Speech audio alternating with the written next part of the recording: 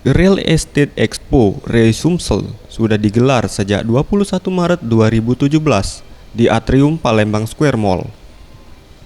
Pada Minggu 26 Maret 2017, Real Estate Expo Ray Sumsel resmi ditutup oleh Haryadi Benggawan selaku Ketua DPD Ray Sumsel.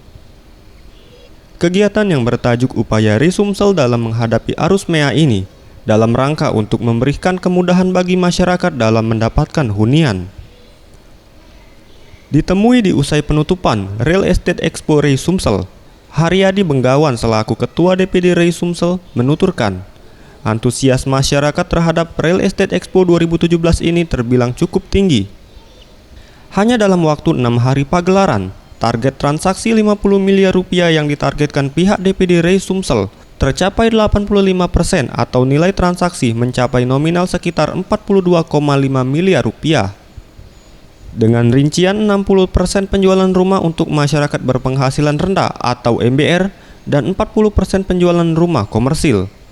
Ia menambahkan, dari pameran ini setidaknya masyarakat sudah memiliki gambaran untuk para developer perumahan yang sesuai dengan keinginan. Laporan-laporan teman-teman semua pengembang yang masuk ke kita. Dan kalau kita jabarkan kira-kira 60% pembeli MBR, rumah MBR, dan 40% rumah komersil. Jadi tetap masih didominasi penjualannya yang tertingginya itu dari rumah.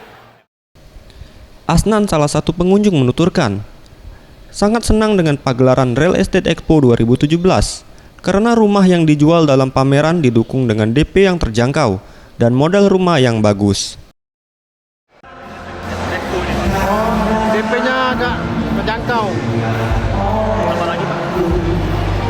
Rumah-rumahnya bagus-bagus kan? Anugrah Santi Pratama, Sriwijaya TV.